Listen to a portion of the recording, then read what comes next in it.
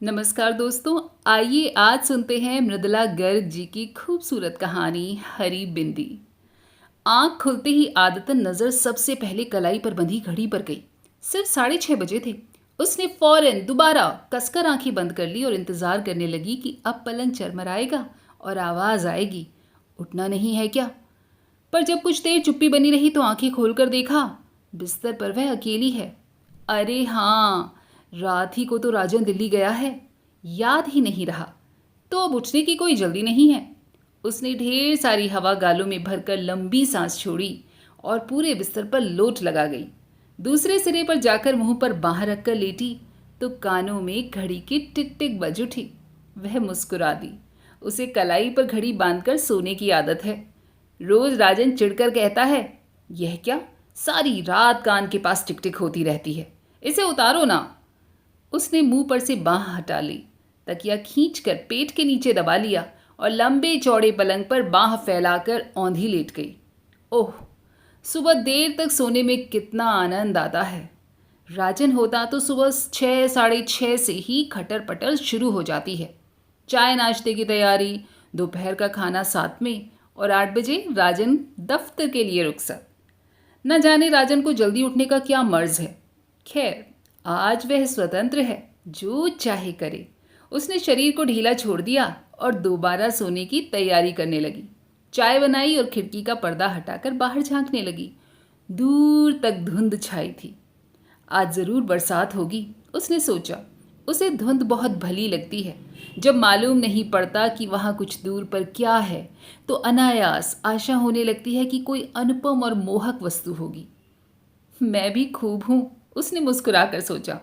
मुझे धुंध में खुलापन लगता है और सूर्य के प्रकाश में घुटन। चाय पीकर गर्म पानी से देर तक नहाया जाए, उसने सोचा और बाल्टी भरने लगी। फिर ठंडे पानी की फुहार ही ऊपर छोड़ ली और एक गजल गुनगुना उठी। बड़े तौलिए से खूब रगड़कर बदन पोंछा। आज एक अद्भुत स्फूर्ति और उत्साह का अनुभव हो रहा है। नीले रंग का कुर्ता और चूड़ीदार पाजामा पहना तो नीले रंग की बिंदी माथे पर लगाने को हाथ बढ़ गया। फिर न जाने क्या सोचकर उसे छोड़ दिया और बड़ी सी हरी बिंदी लगा डाली। राजन होता तो कहता, नीले पर हरा, क्या तुक है भला। उसने दर्पण में दिख रही अपनी प्रतिछाया को जबान निकाल कर चढ़ा दिया। कहा, तुक की क्या तुक है, और खिलखिलाकर हंस पड़ी। दराज खोली तो नजर चांदी की बाली पर पड़ गई। उठाकर कानों में लटका ली। विवाह के बाद से पहननी छोड़ दी थी, नकली है ना, और जरूरत से ज्यादा बड़ी, राजन कहता है। एक पुराना बैग हाथ में ले झपट कर बाहर निकल आई। बरामदे में मुंडू बैठा आराम से सिगरेट फूंक रहा था। राजन की। उसे देखते ही हथेली में छिपा बड़ी संजीदगी से बोला, खाना क्या बनाऊं। कुछ नहीं, उसने कहा, नहीं खाएंगे, तुम्हारी छुट्टी। मुंडू की घबराई सूरत देखकर हंस पड़ी और बोली, मेरा मतलब जो तुम्हें अच्छा लगे बना लो, तुम्हें ही खाना है, चाहे खाओ चाहे छुट्टी मनाओ। बिना यह चिंता किए कि ठीक कहाँ जाएगी या क्या करेगी, वह सड़क पर कुछ दूर तक चलती चली गई। बस इतना जानती है कि आज का दिन यूं ही नहीं जाने देगी। कुछ तय करने से पहले बारिश शुरू हो गई। उसने कुछ दूर भागकर टैक्सी को आवाज़ लगाई और भीतर घुसकर सोचने लगी, जब टैक्सी ली है तो कहीं ना कहीं जाने को तो कहना पड़ेगा। जहांगीर आर्ट गैलरी, उसने जो सबसे पहले मुंह में आया कह दिया। गैलरी में किसी आधुनिक चित्रकार की प्रदर्शनी हो रही थी। विशेष कुछ समझ में नहीं आया, पर आनंद अवश्य आया।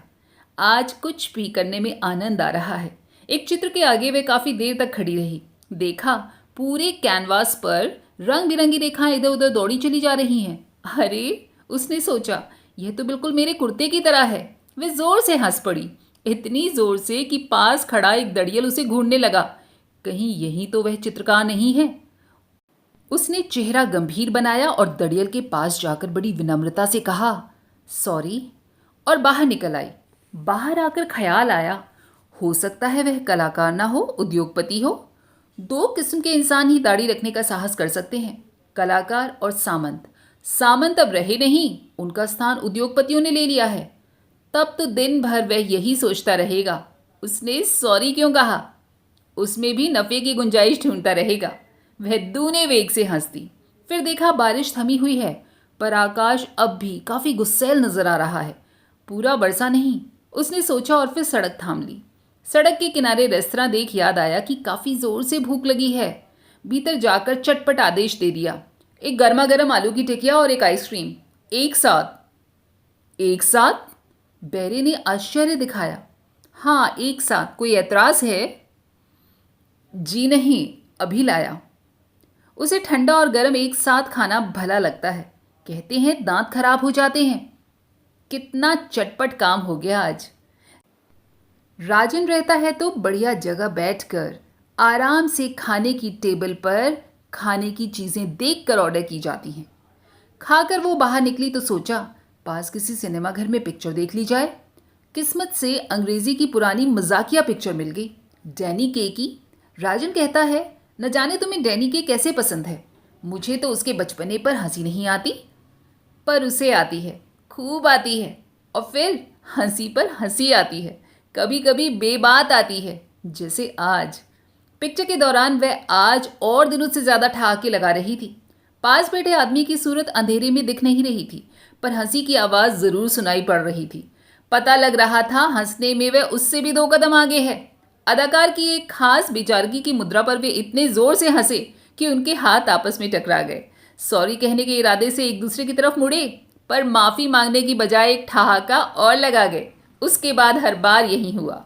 हंसी आने पर वे अनायास एक दूसरे को देखते और मिलकर हंसते। खेल खत्म हो जाने के बाद वे एक साथ बाहर निकले। शाम के 4 बज चुके थे, अंधेरा हो चला था।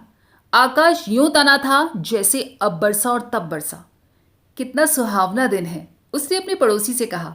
सुहावना? उसने कुछ अचरज से कहा। या बेरंग? हाँ, कितना सुहावना बेरंग दिन है, वह बोली। वह हंस पड़ा। समझता हूं, सूरज यहां रोज निकलता है, पर धुंध कभी कभी होती है। 8 महीनों में आज पहली बार। अब मॉनसून शुरू हो जाएगी। हाँ, आज खूब बरसेगा, उसने कहा। फिर अनायास जोड़ा, कॉफी पिएंगे? जरूर। हल्की हल्की फुहार पड़नी शुरू हो गई तो दोनों भागकर सामने वाले रेस्तरां में जा घुसे। उसने बाल झटक दिए और बोली, आपका छाता कहाँ है? छाता? हाँ, आप लोग हमेशा छाता साथ रखते हैं ना? वह ठहाका मारकर हंस पड़ा। इंग्लैंड में, उसने कहा। कॉफी मंगाकर दोनों सामने समुद्र को देखते देखते अपने अपने ख्यालों में खो गए। सहसा उसकी आवाज सुनकर वह चौंकी। आप क्या सोच रही हैं? यह जानने के लिए पेनी का खर्चा करने को तैयार हूं मैं, वह कह रहा था। तो दीजिए, उसने हंसकर कहा। उसने निहायत संजीदगी से जेब में हाथ डाला और एक पेनी आगे कर दी। उसने उसे हथेली में बंद कर लिया। बतलाना सच सच होगा आपको। क्या सोच रही हैं आप? मैं सोच रही थी समुद्र में कूद पड़े तो कितनी दूर तक अकेली तैर सकूंगी। और आप क्या सोच रहे थे? पर मैं पेनी नहीं दूंगी। उसने मुट्ठी कसकर बंद कर ली, जैसे उसमें किसी आत्मीय का दिया हुआ उपहार हो। बुरा तो नहीं मानेंगी? उसने पूछा। नहीं, उसने कह दिया, पर दिल बैठ गया। अब वही घिसी पिटी आशिकाना बातें शुरू हो जाएंगी, ऐसा उसने सोचा। मैं सोच रहा था बारिश पड़ जाने पर यहां से वॉर्ली तक का टैक्सी का भाड़ा कितना लगेगा। वह जोर से हंस पड़ी, दुर्भावना से नहीं, हर्ष के अतिरेक से। मुझे रास्ते में छोड़ते जाएंगे तो आधा, उसने कहा। बहुत खूब। उसने यह नहीं पूछा कि वह रहती कहाँ है। उसे लगा जीवन में पहली बार ऐसे इंसान के साथ बैठी है जो यह नहीं जानना चाहता कि उसके पति हैं या नहीं हैं, और हैं तो क्या काम करते हैं। समुद्र के जल पर गिरती वर्षा की बूंदें कितनी अच्छी लगती हैं ना, उसने कहा। कुछ देर दोनों चुप रहे। प्रशांत महासागर पर जब जहाज जाता है तो उसके अग्रभाग से चीरता जल चांदी की तरह चमकने लगता है, अतिथि ने कहा। क्यों? उसने पूछा। शायद फॉस्फोरेसेंस के कारण। आपने कभी नहीं देखा? नहीं, मैंने कभी नहीं देखा। ठीक है, मौका मिले तो देखिएगा जरूर।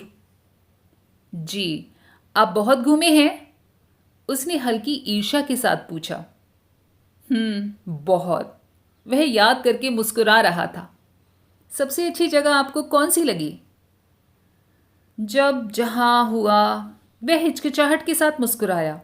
पता नहीं वह समझे या न समझे। वह हामी में सिर हिलाकर मुस्कुरा दी। उसने देखा कॉफी खत्म हो चली है और बैरा बिल लिए आ रहा है। बाहर वर्षा थमने लगी है, धुंध भी छट रही है। नहीं, धुआंधार नहीं बरसेगा। वह संकेत झूठा निकला। अब धुंध हट जाएगी और वही तेज प्रकाश वाला सूर्य निकल आएगा। बिल आने पर उसने उठा लिया और कहा, न्योता मेरा था। अतिथि ने कोई बहस नहीं की। शुक्र है, उसने सोचा, पैसे देने की जिद करने लगता तो सब कुछ बिखर जाता। टैक्सी लेकर चले थे कि घर आ गया। उतरते उतरते पैसे निकालने लगी तो उसने रोक दिया। रहने दीजिए। क्यों? उसके माथे पर शिकन पड़ गई। आज का दिन मेरे लिए काफी कीमती रहा है। कैसे? मैंने आज से पहले किसी को हरी बिंदी लगाए नहीं देखा, उसने स्निग्ध स्वर में कहा। वह जरा ठिठकी कि टैक्सी चल दी। कुछ दूर जाकर आंखों से ओझल हो गई। दोस्तों, कैसी लगी एक प्यारी सी कहानी हरी बिंदी? उम्मीद है पसंद आई होगी। अगर हाँ तो नीचे कमेंट करके बताइए और लाइक शेयर सब्सक्राइब करना बिल्कुल मत भूलिएगा। फिर मिलेंगे अगली बार ऐसी ही दिल छू जाने वाली प्यारी सी कहानियों के साथ। तब तक अपना और अपनों का खूब सारा ढेरों ख्याल रखिए। नमस्कार।